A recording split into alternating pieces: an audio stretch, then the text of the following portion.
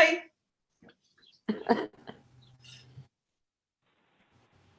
Good morning, Beth. Morning. So good to see you. How are you? I'm well, thank you. How are you? It's good to see you. We're doing well. And good morning, Laurel. Good morning. It's great to have you all here. Well, I'll get us started with our service. Good morning, friends. Welcome to worship at First Congregational Church of Kittery at Kittery Point, United Church of Christ.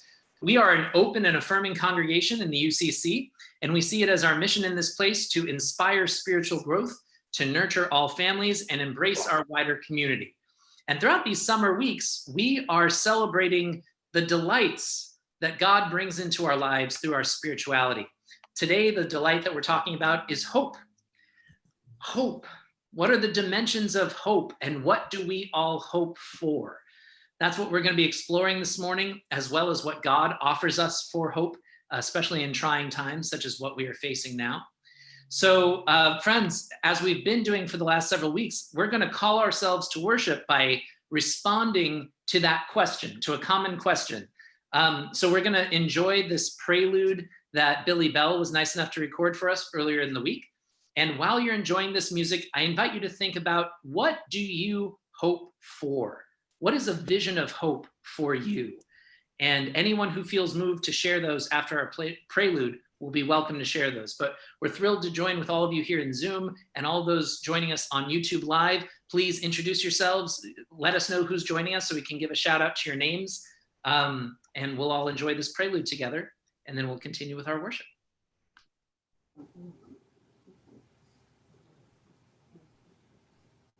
He's asking, what do we hope for?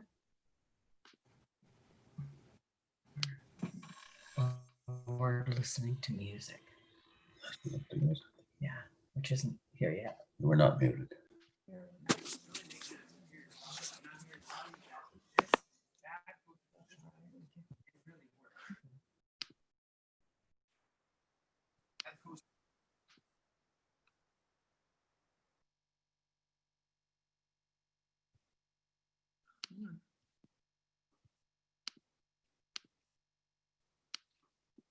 Okay.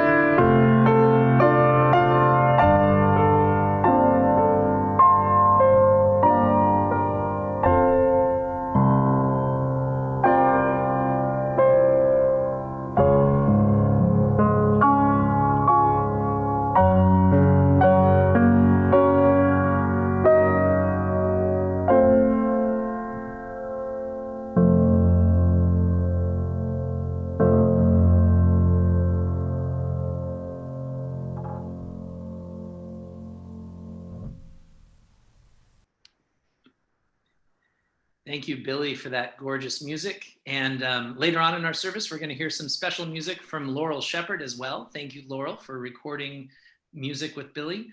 And a huge thanks to Beth St. John and Chris Weeks for hosting our our Zoom service this morning and broadcasting us on YouTube.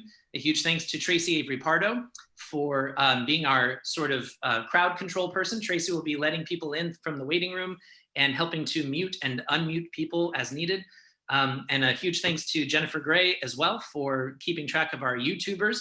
We know that Pat Dittrich is out there. Good morning, Pat. What a blessing to gather with you. And all you others on YouTube, please say hi if you are able. So friends, as we enter into worship, I do invite you to use your mute and unmute button down in the bottom left-hand corner of your screen and share with us, what do you hope for? What is a vision of hope for you?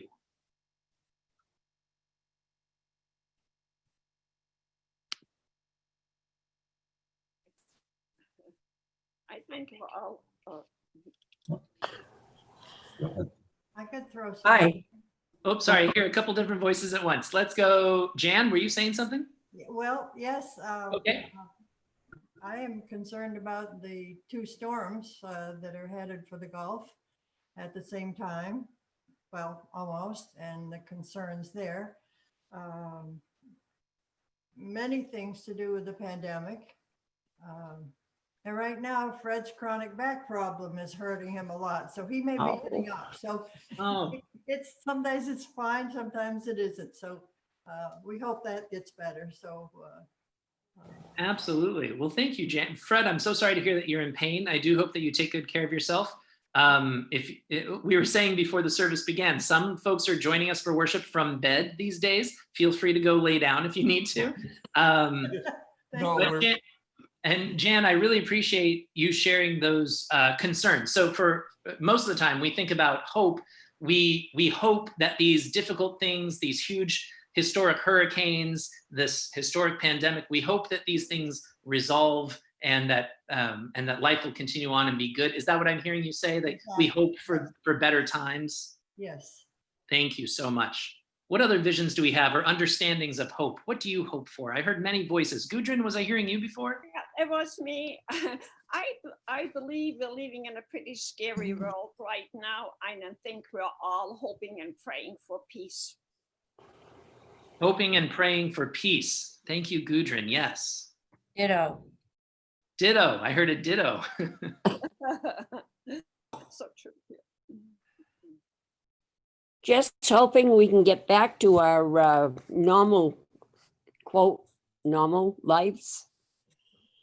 Hoping for a And- return to normal. Thank you. And Betsy, sorry, I didn't mean to cut you off. What else were you saying? Peace and quiet for this country. A hope for return. Everyone get out and vote. Hoping for great civics engagement and yeah, absolutely. Utilizing our God-given right to vote. Thank you, Betsy. Absolutely. So hoping for a return to normalcy, hoping for participation from our country, for steering us in a better direction. I hear all that. Hoping for a vaccine and that people trust and take it. Hoping for a vaccine and trusting that people take it. Thank you, Beth. I'm hoping that our planet will remain recognizable to our children as a beautiful, nurturing place. Oh. Lynn, what a beautiful hope. Thank you. A hope for a sustainable, beautiful, recognizable world. Thank you. Beth. I think Jennifer has her hand raised. Oh, Jennifer, I'm sorry. I didn't see you. No worries. I do. I along the lines of what Betsy said, I do hope that we can return to some sort of normalcy, but not so soon that we lose the lessons here. I hope that we are able to take some lasting lessons from this experience and come out better on the other side of it. Thank you, Jennifer. Absolutely. So more familiar times, returning to the lives that we once knew and loved, but possibly with a little bit more intention and righteousness and justice for all. And You nailed empathy for everyone. What was that, Betsy? And empathy for people, for And everyone. empathy. Very good. And empathy for people. Charlene, did I see you with a hand up? Oh, Charlene, you're muted. Go ahead and unmute. Oh, one more time, Charlene. Sorry. There you go. Okay, You're good. now? Yep, we can hear you. Okay. See if I remember what I was going to say. I'm just hoping that as we get through this, it's a chance both to work on race relations and also medical care. So many people without insurance. I hope this is a wake-up call for those, that we go forward better and learn from it. Oh, thank you so much. I hope for justice and healing around racial issues, and for those who are not safe and healthy during this time, for better care for all. Thank you so much, Charlene. Yeah, Beth. So my vision is going to be both a response, but also an announcement for this week. One thing that gives me hope is the spiritual support group that Tracy and I lead on Tuesdays. And Tracy had a great idea. As we move into the fall season, we wanted to have a blessing ceremony at Sea Point Beach. And we are going to collect some rocks, and we can write on them what we want to let go of as we enter into this new season. And it's also a time to commit to one another, to help one another on this journey, spiritual journey we call life. So anyone can come. You don't have to have come to any of our meetings. It's open to all. So that's this Tuesday, August 25th at 4 p.m. We'll meet at Sea Point Beach, and we'll probably walk over to Crescent Beach where we can sit on the rocks. That's wonderful. Thank you, Beth and Tracy, for that offering. And I think that will be a very hopeful, very blessed event. I'm so looking forward. Rowan and I will definitely be there. And we're so looking forward to joining you. So I hope others come out and join us too. Thank you so much. And I also, for me, a vision of hope I've had recently is the idea of gathering together in person outdoors to worship God together, where it's safe outdoors and while the weather is beautiful. And I've heard from a couple people who are interested in having that conversation. And if you are one of them, if you are somebody who would like to engage in that and you haven't let me know, we are hoping to get together to start talking about the possibility of that sometime this week. So please reach out if you are interested in talking with us about how might we hope for a way of gathering together to worship in person in ways that keep everyone safe and include everyone we possibly can. So let us know if you want to have those conversations. Any other signs or images or personal feelings about hope? Well, let me just say, I am deeply in love with this community. And one of the reasons why is because you don't need the sermon I'm offering today. I'm going to give it anyway, but you don't need it, because every single image of hope that you named is not just a personal hope for you. It is a hope for the greater good, our wider world. It's a hope that is an ultimate hope. It's ultimate in the sense of being open to God, open to the future, open to all people and all creation. So I welcome you here as a fellow hope-filled person, and I want to celebrate the ways in which we are thinking in grand, big, broad, deep terms about hope. We are gathered in this place so that we might discover hope together. So welcome each and every one of you. Welcome to those on YouTube this morning and whoever watches this video in the future. Thank you for being on this hope-filled journey with us. As a way of calling ourselves further into worship, I would like to invite Beth St. John to share a reading or a story, depending on how she feels like telling it, that she discovered this week that was very moving to a lot of us. So Beth, if you could share. Sure. So I'm currently taking a class at seminary called, well, it's about the role of art in theology and in ministry.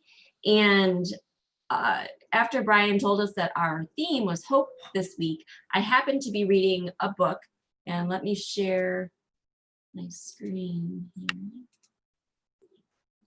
I happened to be reading a book called Bridge to Wonder, Art as a Gospel of Beauty by Cecilia Gonzalez Andrew. And the chapter I was reading was called Seeing as Salvation, the Hope of Art and Religion. And so it really resonated with me as we were talking about hope this week. And one of the passages that really came to life for me is in the chapter, oh, I think I just said that, Seeing as Salvation, yep. Let me get on the right page here. The Christian tradition affirms that Jesus Christ teaches us how to be fully human. The beautiful in art can move our heart at its depths, bringing us to a state in which we are open to seeing Christ and imagining the reign of God he came to usher in. Aesthetics is about hope, and the theological dimension of art lies in that ultimately art interprets humanity to the human. In this, art mirrors and makes transparent one of the ways Christ brings salvation. Just as a poet sees the wonder that art evokes as the reinvention of humility and the means by which we fall in love with the world. Oops. So the faith that Jesus preaches and lives is best embodied as admitting human powerlessness, which then opens us up to something other, something new, and something to come. And as an example of this, she shares a story of the way that art affected the people who were going through the London Blitz. So it says, during the London Blitz, when all art was removed from the National Gallery, the decision was made to allow one lone work, oops, sorry about that, one lone work to be set up for viewing, a work to be chosen by the people of London. Of everything in the gallery's extensive collection, 2 paintings were immediately clamored for. El Greco's Agony in the Garden and Titian's Noli Me Tangere. And I'm probably really ruining the pronunciation of that. The former is a moment when we can keep Christ company as his grief and foreboding overwhelm him on the Mount of Olives. And the latter, a view of Christ triumphant after the resurrection, yet very human, loved, and very, very near. The people of London, it seems, needed Jesus Christ's presence and accompaniment as they suffered so they could survive the horrors of the bombings. So that just really brought to life for me how religious art can really bring us hope by showing us the unconditional love of God and Jesus and the salvation that they bring.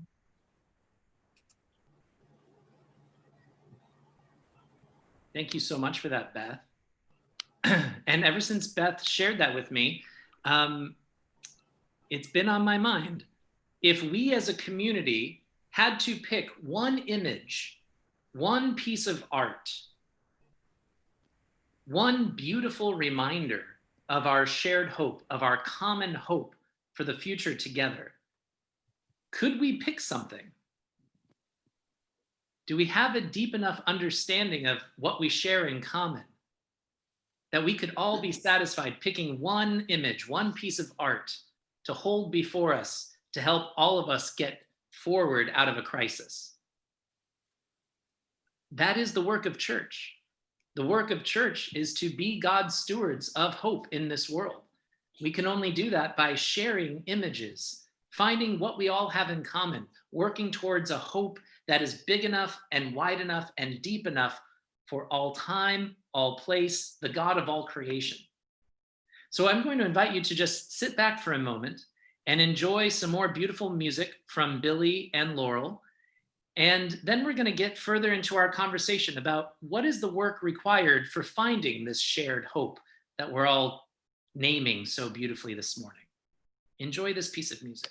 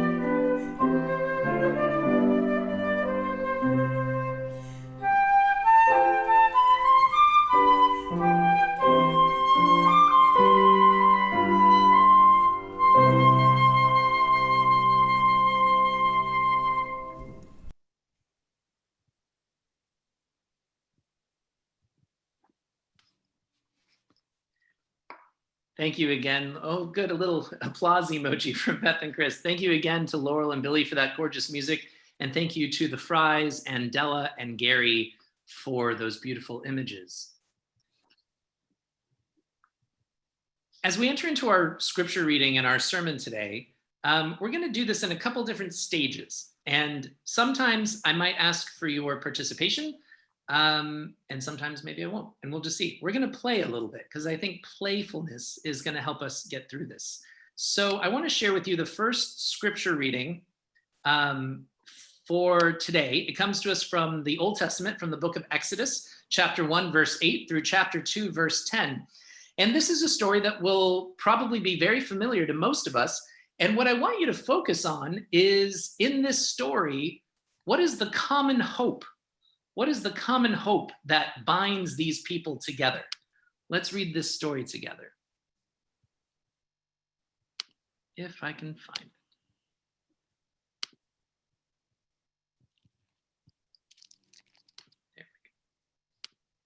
it. So this is Exodus chapter 1, verse 8 through chapter 2, verse 10. Now a new king arose over Egypt, who did not know Joseph. He said to his people, "Look, the Israelite people are more numerous and more powerful than we. Come, let us deal shrewdly with them, or they will increase and in the event of war, join our enemies and fight against us and escape from the land." Therefore, they set taskmasters over them to oppress them with forced labor. They built supply cities, Pithom and Ramesses, for Pharaoh. But the more they were oppressed, the more they multiplied and spread, so that the Egyptians came to dread the Israelites. The Egyptians became ruthless in imposing tasks on the Israelites and made their lives bitter with hard service in mortar and brick and in every kind of field labor. They were ruthless in all the tasks that they imposed on them. The king of Egypt said to the Hebrew midwives, one of whom was named Shiphrah and the other Puah, "When you act as midwives to the Hebrew women and see them on the birth stool, if it is a boy, kill him. But if it is a girl, she shall live." But the midwives feared God. They did not do as the king of Egypt commanded them, but they let the boys live. So the king of Egypt summoned the midwives and said to them, "Why have you done this and allowed the boys to live?" The midwives said to Pharaoh, "Because the Hebrew women are not like the Egyptian women, for they are vigorous and give birth before the midwife comes to them." So God dealt well with the midwives, and the people multiplied and became very strong.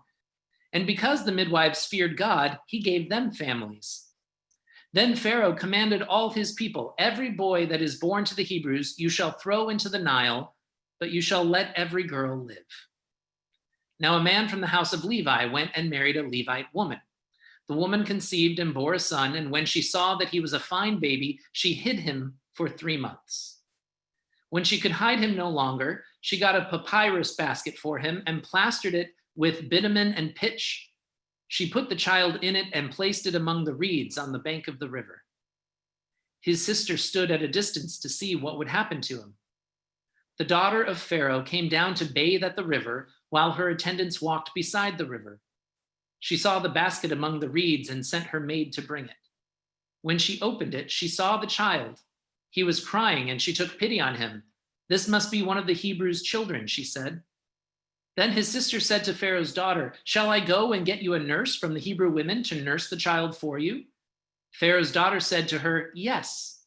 So the girl went and called the child's mother. Pharaoh's daughter said to her, "Take this child and nurse it for me, and I will give you your wages." So the woman took the child and nursed it. When the child grew up, she brought him to Pharaoh's daughter, and she took him as her son. She named him Moses, because, she said, "I drew him out of the water."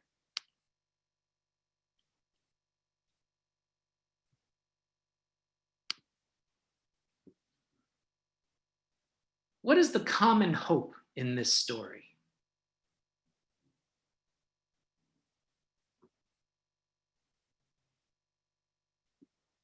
It seems as though everyone other than Pharaoh is determined to make sure that the Hebrew people get to live freely, joyously, that they are treated as God's beloved, that they are honored with their own dignity, their own right to life. See, this story that we tell about how Israel was freed from slavery in Egypt, it's not a historical story.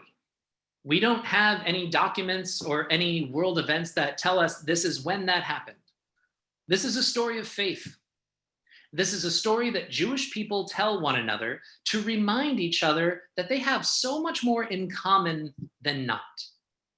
They are all descended from Abraham. And they are all people who were held in slavery in Egypt. And they were all freed by God when God called this one heroic prophet named Moses to divide the waters and draw them up from slavery and deliver them into freedom, into their own land. This is a big, ultimate story. It's looking at the whole story and saying that anyone who identifies with this story, anyone who knows what it's like to be oppressed, to be forced to work in ways that do not honor who God made you to be, anyone who can relate to the longing, the yearning to breathe free, to live joyously and abundantly, anyone who connects with those things can find themselves in this story. And when we share that whole story, we're looking for ultimate hope, shared hope, common hope. All the people Israel, they were united in their suffering, and they said, please God, free us. And God heard their collective cries. God recognized their common hope to have a land, a country, a home of their own. And God responded to that hope.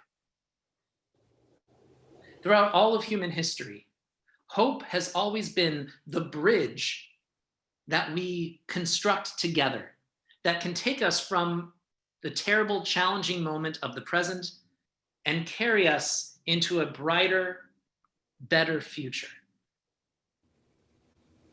But like any bridge, hope is best constructed as a collective project by bringing together all the things that we all share in common so that we can share a common vision for hope, a common bridge that will carry us from, let's face it, the dumpster fire that is 2020 into a brighter, better, hopeful future.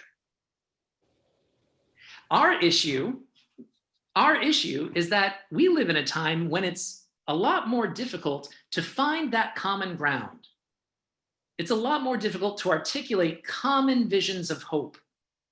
And even if we're good at naming the visions, what we hope for, we're still not very well skilled in organizing and working together to fulfill that hope, or to be faithful to God while we wait for God to fulfill that hope. So I've been walking around this week wondering, why is it so hard to find images of common hope, to agree with others about what is hopeful? What do I find hopeful? What do you find hopeful? Is it hope that can be shared by many, many people, or is it small and just for me? Well, we're going to read our next gospel scripture, and then we're going to see how it might teach us to work together to find that common hope. So the other reading for today comes to us from the Gospel of Matthew, chapter 16, verses 13 through 20. Now, when Jesus came into the district of Caesarea Philippi, he asked his disciples, "Who do people say that the Son of Man is?" And they said, "Some say John the Baptist, but others Elijah, and still others Jeremiah, or one of the prophets." He said to them, "But who do you say that I am?" Simon Peter answered, "You are the Messiah, the Son of the living God." And Jesus answered him, "Blessed are you, Simon, son of Jonah, for flesh and blood has not revealed this to you, but my Father in heaven. And I tell you, you are Peter, and on this rock I will build my church, and the gates of Hades will not prevail against it. I will give you the keys of the kingdom of heaven, and whatever you bind on earth will be bound in heaven, and whatever you loose on earth will be loosed in heaven." Then he sternly ordered the disciples not to tell anyone that he was the Messiah.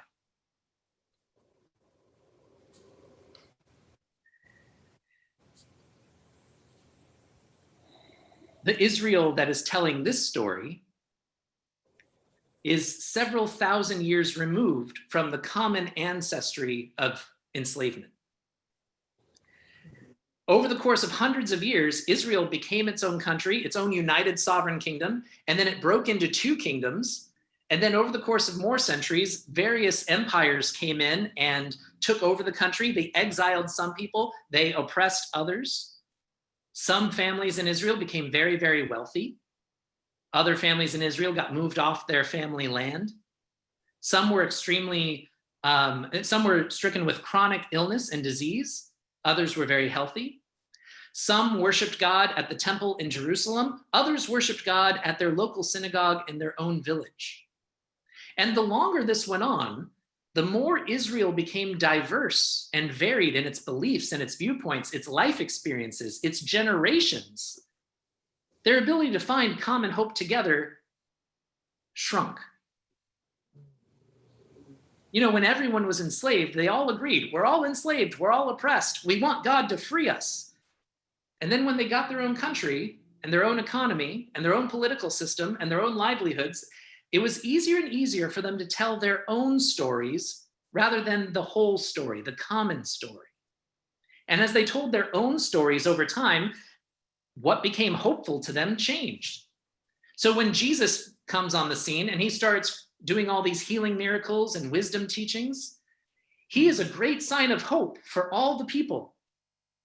But all the people have very different ideas about what is hopeful. For some, they hoped that Jesus was the resurrected prophet Jeremiah or the prophet Elijah. Others, they saw Jesus as John the Baptist, as continuing the work that John the Baptist began. And at that time, it was only Peter. It was Peter alone who could recognize that this person, Jesus, was the child, the son of the living God, the Messiah, in the form of a penniless, itinerant carpenter.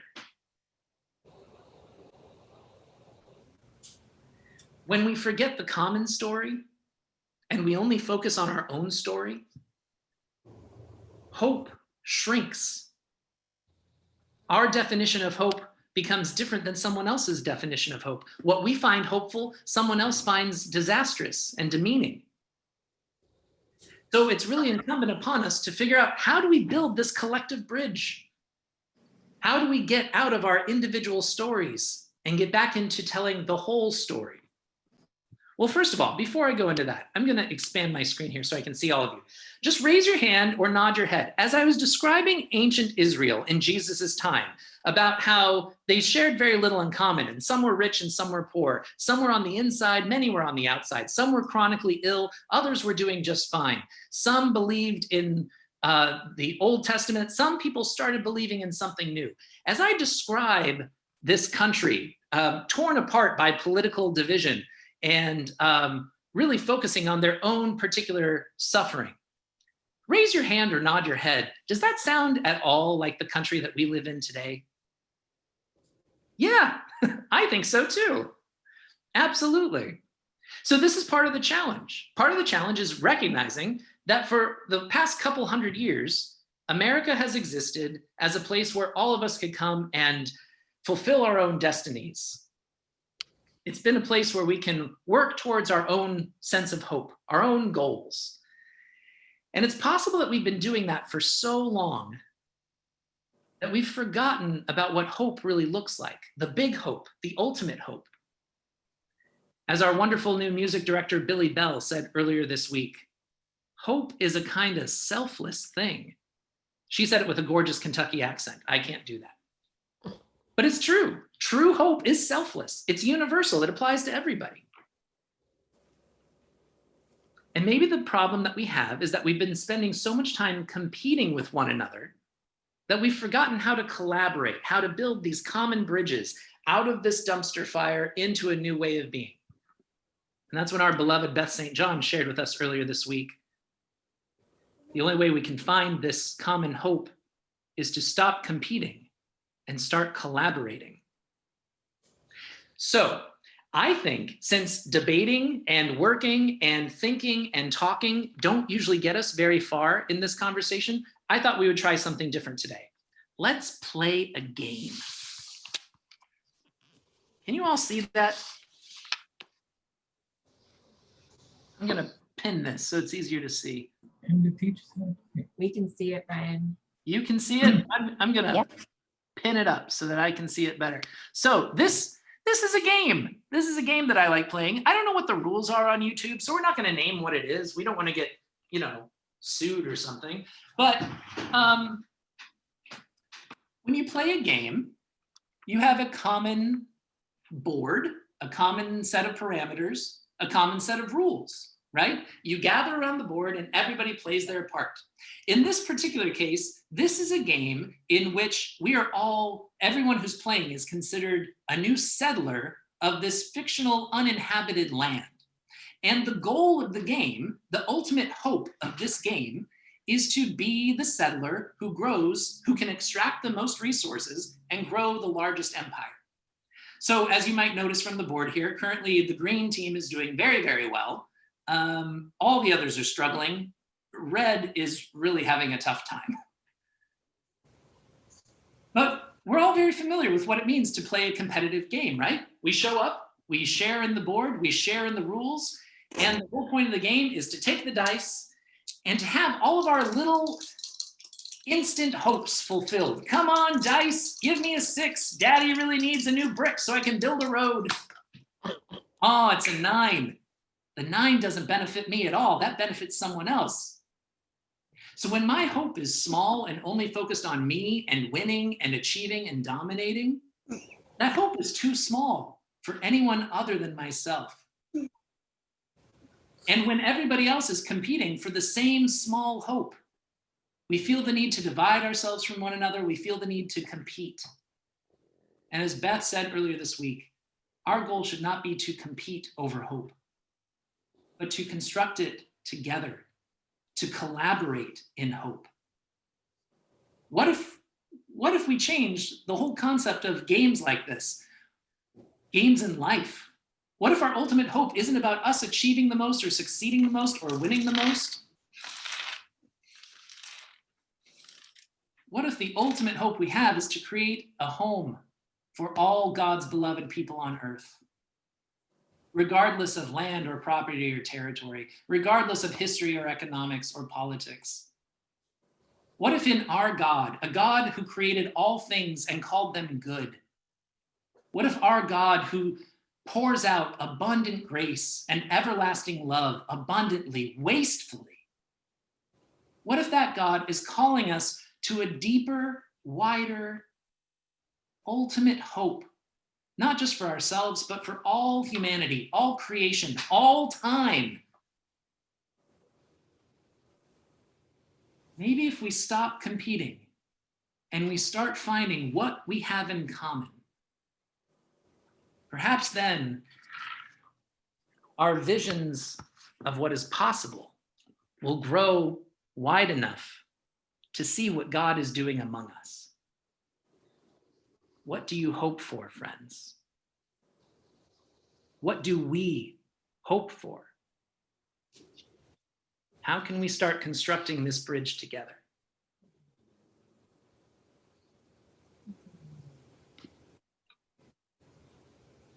One way we start constructing this bridge, one way we share our hope and define and search for hope together, is by sharing our prayers. Our prayers reflect our deepest, darkest wishes and desires, our deepest needs, our brightest dreams. The way we offer prayer together can help point us towards what we find hopeful together. So what prayers do you bring this morning, friends? What's breaking your heart? What's expanding your mind? What's bringing you to life? I know I want to share a special prayer this morning in celebration of John and Mary Carter, who are celebrating 40 years of marriage today. Happy anniversary to John and Mary, and we hope you're celebrating well, going for a wonderful walk, and we can't wait to celebrate with you in the future. How about you guys? What prayers are you bringing with you this morning?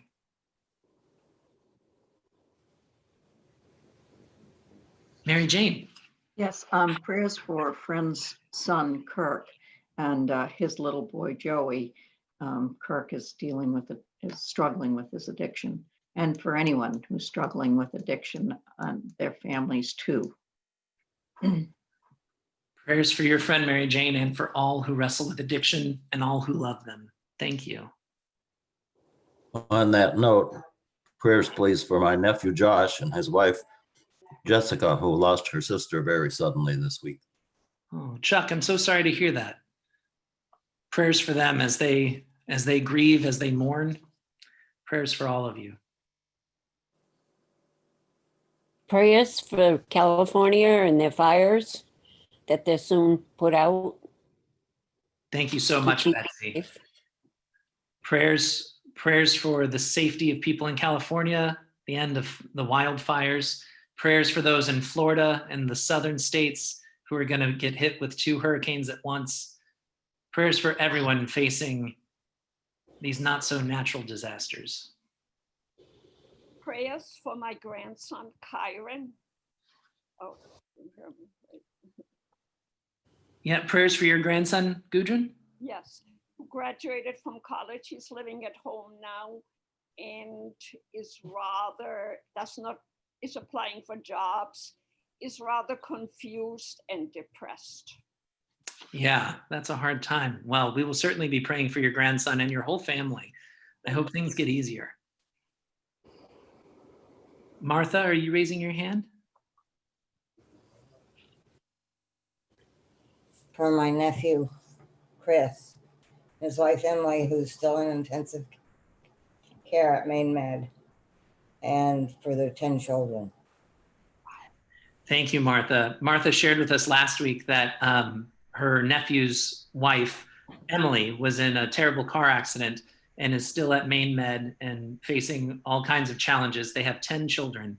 Prayers for Martha and her family, prayers that things get better very quickly. Thank you, Martha. Thank you. Jan. Prayers for a very dear friend who lost her husband of many years, this in Florida, and through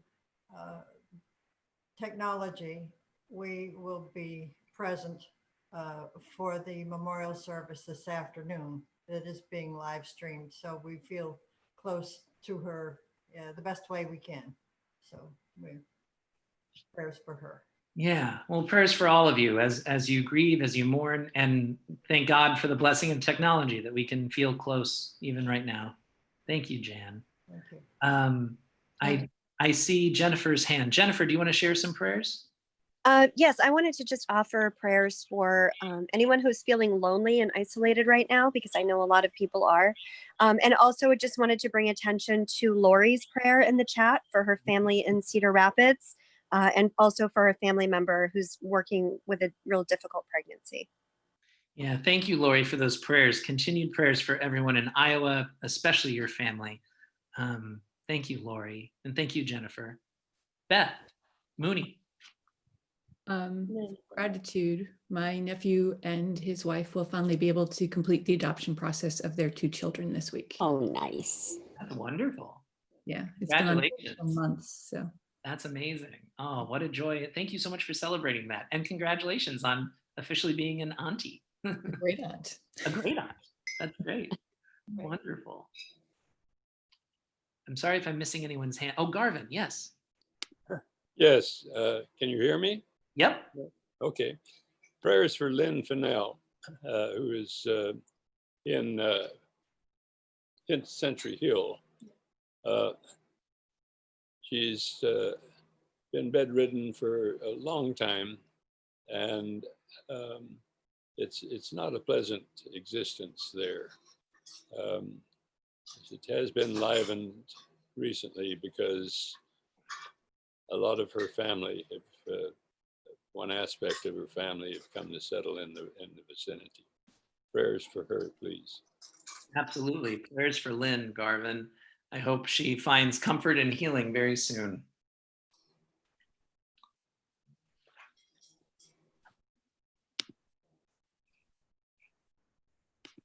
I also want to offer another prayer of joy and celebration for our church council and the work that they have been doing all these months to keep us together, connected, on track as a church. Thank you to all of you who have volunteered here over the last several months to keep us hanging together. The work that you do is so much to ask in such a challenging time, and it's a joy and a pleasure to share it with each and every one of you. And Gary Cobb, I just saw your hand. Yes, I just wanted to offer a prayer for all of our younger generations.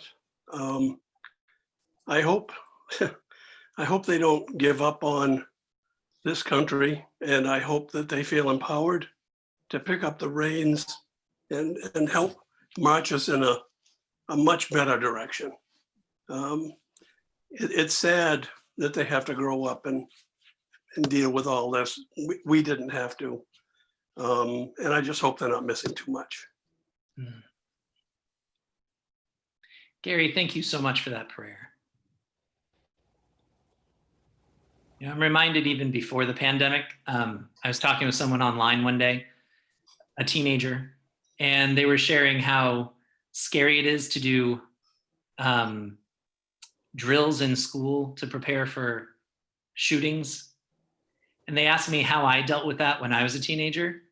And I had to share with him, that didn't happen when I was a kid. That's not a worry that we had. That's not a concern that came up.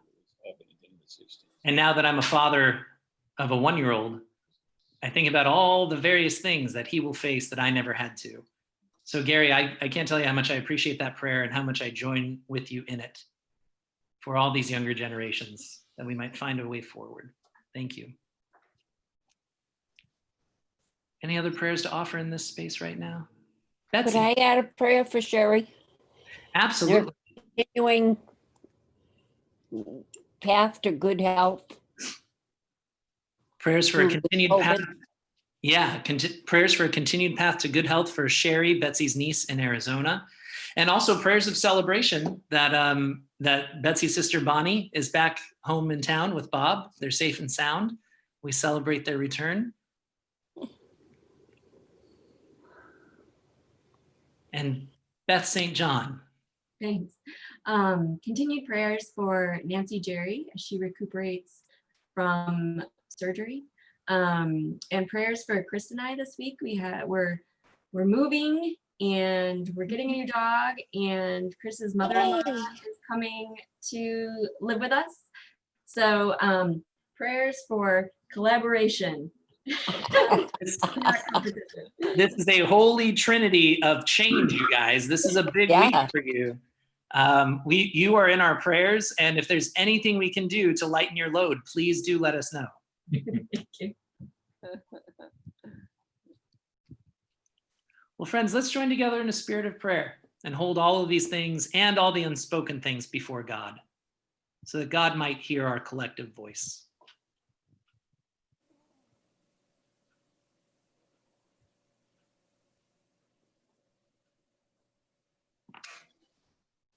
Holy and gracious God, you see us as we truly are, your beloved.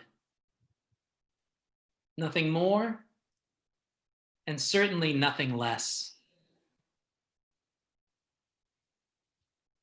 You bless us each morning with breath from the time we open our eyes until the time we lay ourselves down at night. You bring us water and food. You gift us with companions for the journey, shelter and resources, networks and systems, infinite stories of infinite experiences. We know that it is only you and your grand universal story that can contain all these things.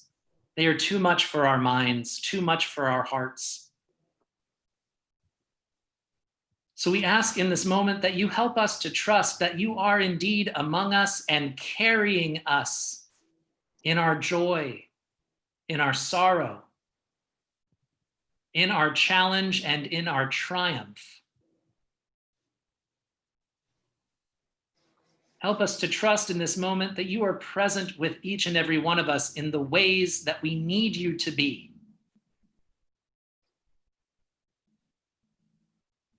Help us to retell our own personal stories so that we might find more in common with one another and come to a deeper, broader, greater understanding of who you are and the creation that you have made.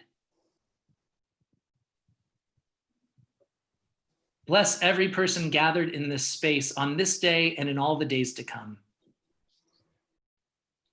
Keep us connected through what we hold in common: love and mercy, kindness, compassion and empathy, belonging and seeking,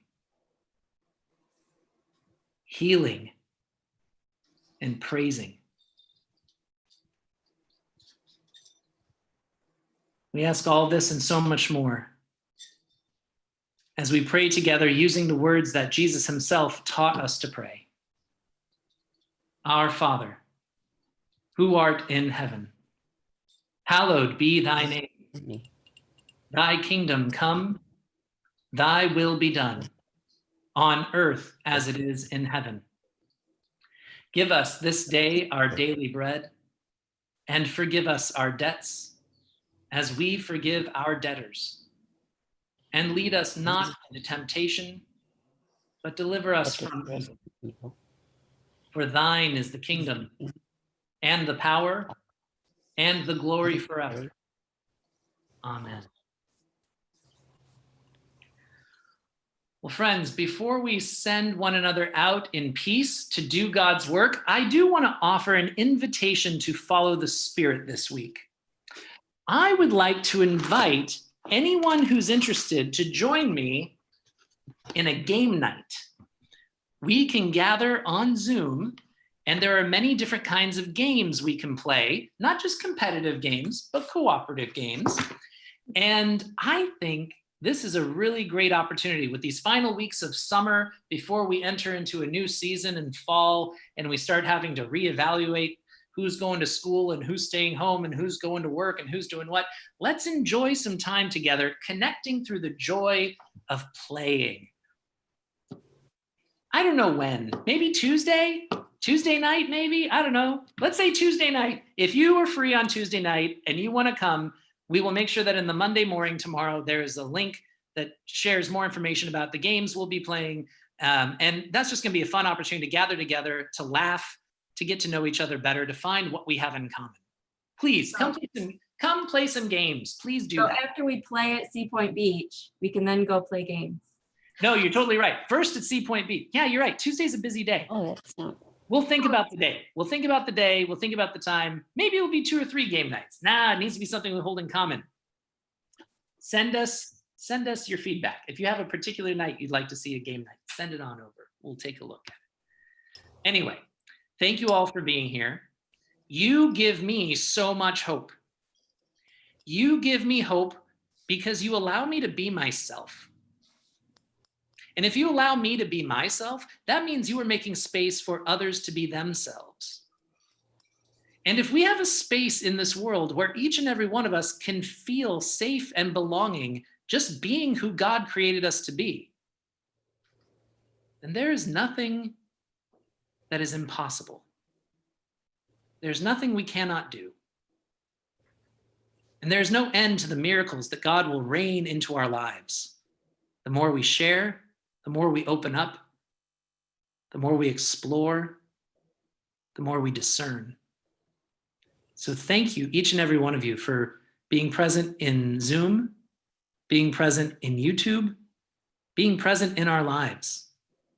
Go forward from this place knowing that the God of all time connects us eternally, that love and light is no farther away than your immediate breath, and that the hope this world truly needs lies within each and every one of us. It will carry us through this week, and it will bring us back together again next week. Our service has ended. Go forward and let our service begin.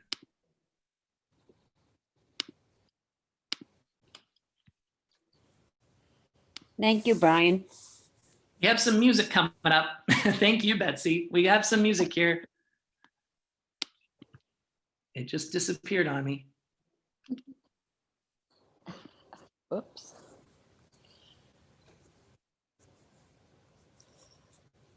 Where is our postlude?